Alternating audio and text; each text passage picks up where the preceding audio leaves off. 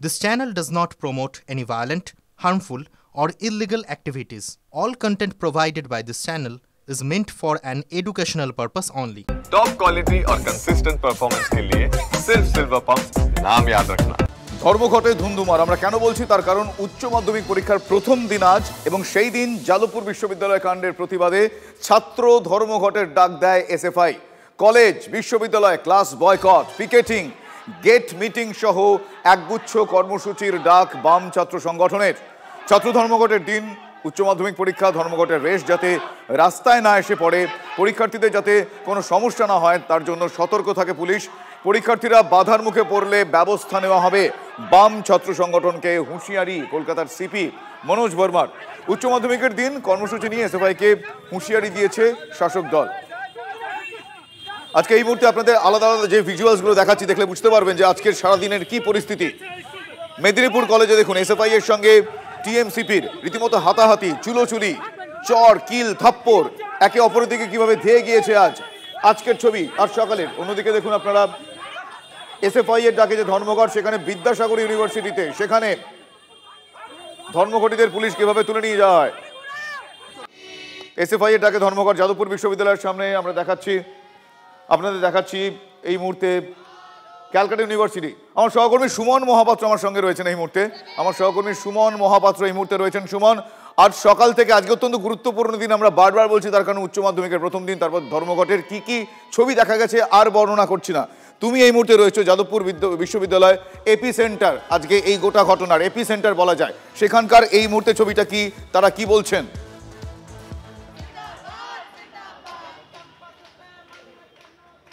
দেখো, এই ছাত্র ধর্মঘটের দরুন কিন্তু উচ্চ মাধ্যমিক পরীক্ষার্থীদের তাদেরকে কোনো বিপদের মুখে পড়তে হয়নি, পরীক্ষা সুষ্ঠুভাবে হয়েছে।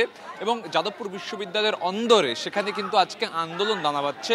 তার কারণ একদিকে এসএফআই, অন্যদিকে যাদবপুর বিশ্ববিদ্যালয়ের যে সংগঠন, বাকি যে সংগঠনগুলো রয়েছে তারা পৃথকভাবে দুটো মিছিল বেরোবে আজকে। বিকেল 4টের সময় যাদবপুর বিশ্ববিদ্যালয়ের খেলার মাঠ থেকে সেই মিছিল বেরোবে, যেখানে বৃহত্তর ঐক্যের ডাক দেওয়া হবে বিশ্ববিদ্যালয়ের তরফ থেকে। অন্যদিকে এসএফআই তারা কিন্তু এই মুহূর্তে যে পিকেটিং চালাচ্ছিল, সেই পিকেটিং চালানোর তারপর কিন্তু তারা বিরাট মিছিল নিয়ে এখন কিন্তু অরবিন্দ ভবনের দিকে রওনা দিচ্ছে এবং সেখানে গিয়ে উপাচার্যর দপ্তরে তাদের পক্ষ থেকে যাওয়া হবে এবং জিজ্ঞাসা করা হবে যে বিশ্ববিদ্যালয় কি পদক্ষেপ করছে।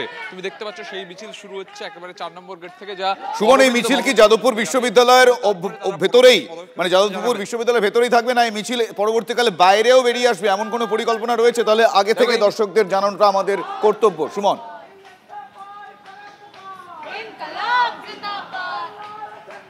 দেখো, বেলা 4টের সময় যে মিছিল রয়েছে যাদবপুর বিশ্ববিদ্যালয়ের খেলার মাঠ থেকে, ইউনিয়ন রুম থেকে, সেই মিছিল কিন্তু রাস্তায় বেরোবে এমনটা আমরা জানতে পারছি। তবে এই মিছিল, যে মিছিল এখন এসএফআই ডাকে যে মিছিল শুরু হচ্ছে, এই মিছিল যাবে অরবিন্দ ভবনে, অর্থাৎ যাদবপুর বিশ্ববিদ্যালয়ের উপাচার্যের যে দপ্তর সেখানে, এবং সেখানে গিয়ে তারা অবস্থান চালাবেন, তারা উপাচার্যের কাছে জবাবদিহি করবেন। পাশাপাশি তোমাকে ক্যাম্পাসের ছবিটা একটু ঘুরিয়ে দেখাই শুভজিৎ। তুমি দেখতে পাচ্ছ আজকে কিন্তু ক্যাম্পাসে পড়াশুনো রীতিমতো হয়নি বলা চলে। একাধিক জায়গায়, একাধিক ডিপার্টমেন্টে কিন্তু এইভাবে প্লাকার্ড, পোস্টার লাগানো হয়েছে। এই যে এইখানে এই পোস্টারটা তোমাকে দেখাবো, এখানে লেখা হয়েছে এরপরেও তোরা ক্লাস করবি, এসএফআইর তরফে এইরকম পোস্টার লাগানো হয়েছে।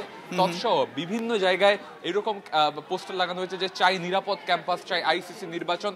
তৎসহ এইভাবে ক্যাম্পাসের কিন্তু প্রত্যেক ডিপার্টমেন্টের গেটে এইরকম ধরনের পোস্টার লাগানো হয়েছে এবং ক্লাস বন্ধ রাখা হচ্ছে যাদবপুর বিশ্ববিদ্যালয়। এবং আজকে বেলা 4টের সময়, ঠিক বিকেল 4টের সময় কিন্তু অন্য একটি মিছিল, যেখানে কিন্তু বৃহত্তর কথা বলা হচ্ছে, বৃহত্তর ঐক্য, সেই মিছিল কিন্তু বেরোবে।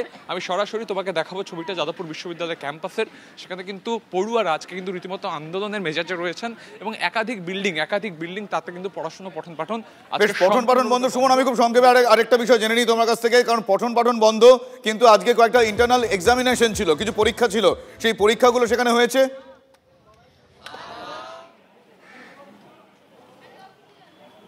দেখো, কোনো বিশ্ববিদ্যালয়ে পরীক্ষা ব্যাহত হয়নি এমনটাই কিন্তু আমরা শিক্ষা দপ্তর সূত্রে জানতে পারছি, উচ্চ শিক্ষা দপ্তর সূত্রে। যদিও যাদবপুর বিশ্ববিদ্যালয়ে আজকে রেজিস্ট্রার বা উপাচার্য কেউই আসেননি। উপাচার্য বলছেন তিনি শারীরিকভাবে অসুস্থ। একদম উপাচার্য কি বলছেন তোমার কথা আপাতত তোমায় ধন্যবাদ জানাই সুমন। আমার সহকর্মী সুমন যাদবপুর বিশ্ববিদ্যালয়ের অভ্যন্তরে, যাদবপুর ভেতরে ছিলেন, সেখানকার পরিস্থিতি দেখালেন। কিন্তু যে উপাচার্যর কথা সুমন বললেন, ভাস্কর গুপ্ত, তিনি কি বলেছেন এবার শোনাবো আপনাদের। যাদবপুর বিশ্ববিদ্যালয়ের ছাত্রছাত্রীরা তারা তো 4 নম্বর গেট বন্ধ করে রেখেছে, অরবিন্দ ভবনে তালা লাগাবে বলছে। আমি শুনলাম আপনার থেকেই, শুনে খুবই খারাপ লাগছে। এই অশান্ত পরিবেশ তো বিশ্ববিদ্যালয়ে কাম্য নয় কখনোই, এবং এটা ছিল না। আশা করি সকলের মধ্যেই শুভবুদ্ধির উদয় হবে যে সবাই মিলেমিশে আলোচনার মাধ্যমে কোনো একটা জায়গায় তারা আসবেন। বলছিলেন যে অনেকটা বাড়াবাড়ি হলে বিশ্ববিদ্যালয় নিয়ে কিছু একটা ভাবতে হবে। হ্যাঁ, আমি বিশ্ববিদ্যালয় বন্ধ করতে কখনোই চাই না। একটা গণতান্ত্রিক প্রক্রিয়ায় আলাপ আলোচনার মাধ্যমে যে কোনো সমস্যা, যে কোনো বিতর্ক, যে কোনো কিছু সমাধান করা সম্ভব।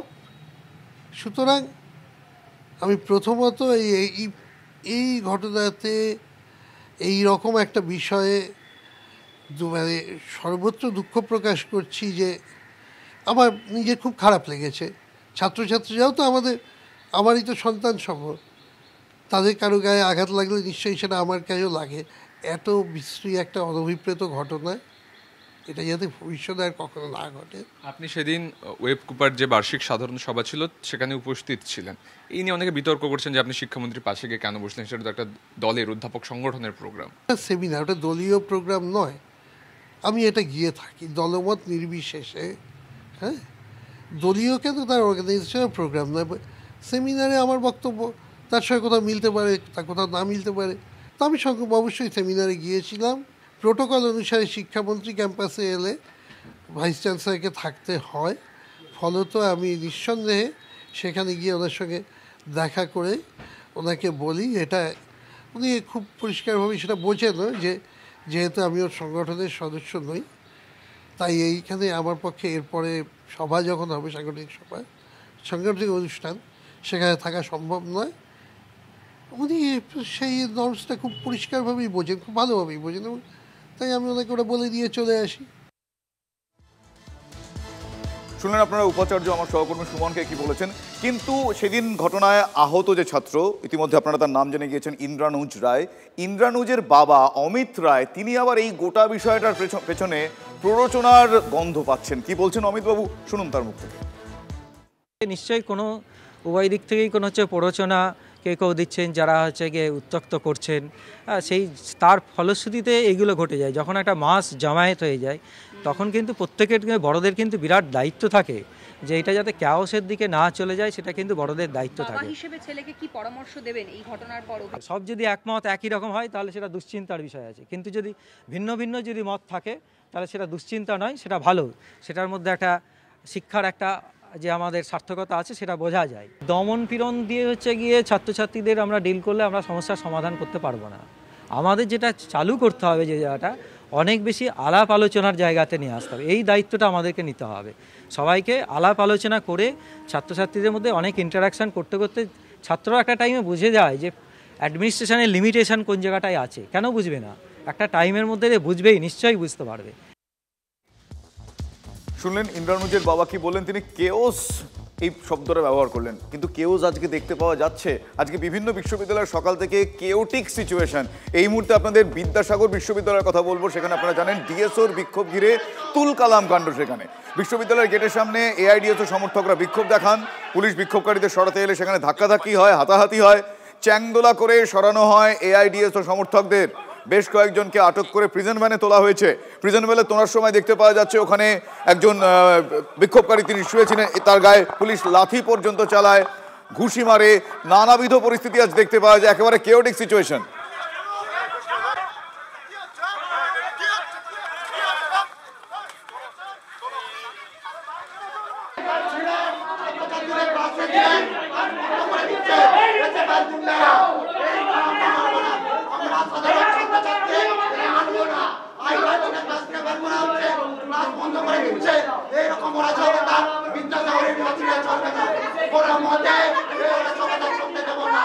প্রথম থেকে ওরা আমাদের শান্তিপূর্ণ একটা ক্লাস ড্রাসিং করছে, সেখানে বাধা দিচ্ছে। আজ আমরা আজকে পিকেটিং করিনি, পিকেটিং করার মতো অবস্থায় থাকিনি। আমরা ইউনিভার্সিটির স্টুডেন্টদের কাছে বোঝানোর চেষ্টা করেছিলাম কেন আজকে ধর্মঘট ডাকা হয়েছে এসএফআইয়ের উদ্যোগে। দেখছেন আমি কথা বলছি, আমাকে ঠেলছে বাইরে বাইরে বাইরে বাইরে বাইরে। মানুষ মারার রাজনীতি করেছে,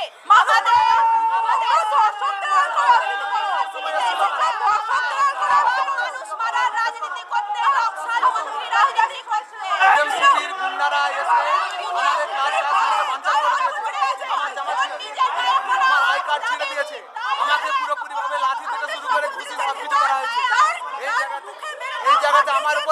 মেরেছে, মুখে লাত মেরেছে। এরা হঠাৎ করে ভিতরে এসে ছাত্রছাত্রীদের কাছে এসএফআই দূত আছে, আমি সেখানে বারণ করতে যাই, আমার আই কার্ড ছিঁড়ে দেয়, ছিঁড়ে আমাকে প্রচুর মারে, মেরে আবার এখন বলছে আমার বই রাখা মাথায় আরে মারে। এসএফআই কিছু ছেলে হঠাৎ করে এসে।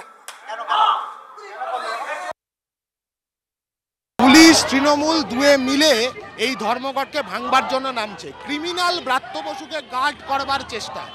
আমরা বলছি ওরা যদি 1 ইঞ্চি এগোয় ধর্মঘট ভাঙতে, আমরা 10 ইঞ্চি এগোবো ধর্মঘটকে সফল করতে।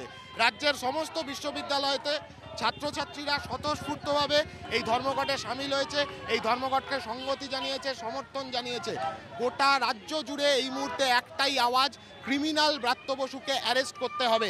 ছাত্র সংসদ নির্বাচন চাই, ক্যাম্পাসে ক্রাইম সিন্ডিকেট বন্ধ করতে হবে। ক্রাইম সিন্ডিকেট বন্ধ করতে হলে ছাত্র সংসদ নির্বাচন ইমিডিয়েট সংগঠিত করা দরকার। তৃণমূল এবং পুলিশ তাদের বেসিক পড়াশোনাটাও ভুলে গেছে যে বিশ্ববিদ্যালয়েতে উচ্চ মাধ্যমিক পরীক্ষা হয় না।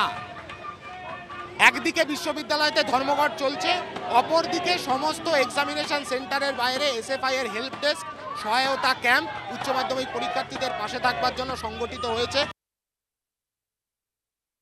যদি তৃণমূল ছাত্র পরিষদ ইঞ্চি বা সেন্টিমিটারও বুঝতে চায় তবে কিন্তু তারা টিকে থাকবেন। আজকে তারা নৈরাজ্য সৃষ্টির চেষ্টা করেছিল, কিছু জায়গায় সাধারণ মানুষ, সাধারণ ছাত্রছাত্রী তাদের বিরোধিতা করেছে, এবং তারা যেভাবে উচ্চ মাধ্যমিকের দিন এই বিক্ষোভ কর্মসূচি করে ছাত্রছাত্রীদের বিপদে ফেলার চেষ্টা করেছে, ক্যালকাটা ইউনিভার্সিটি সহ বিভিন্ন ইউনিভার্সিটি এখন পরীক্ষা তারা ডিস্টার্ব করার চেষ্টা করছে, তাদের ছাত্র সংগঠন হিসেবে কোনো সামাজিক দায়বদ্ধতা থাকে না। আমি নিশ্চিত আগামী দিনেও ছাত্র সমাজ তাদেরকে করে ফেলে দেবে। বিদ্যাসাগর কলেজের ছবিটা আপনারা দেখছেন, এবার পাঁশকুড়ার বনমালী কলেজের ছবিটা দেখাবো। সেখানেও উত্তেজনার পরিস্থিতি, তৃণমূল ছাত্র পরিষদ এবং এআইডিএসওর মধ্যে ধস্তাধস্তি, উত্তেজনা। দেখুন সেই ছবি, পাঁশকুড়ার বনমালী কলেজ, সেখানে টিএমসিপি এআইডিএসওর মধ্যে ধাক্কাধাক্কি। দেখুন সেই ছবি, হাতাহাতি।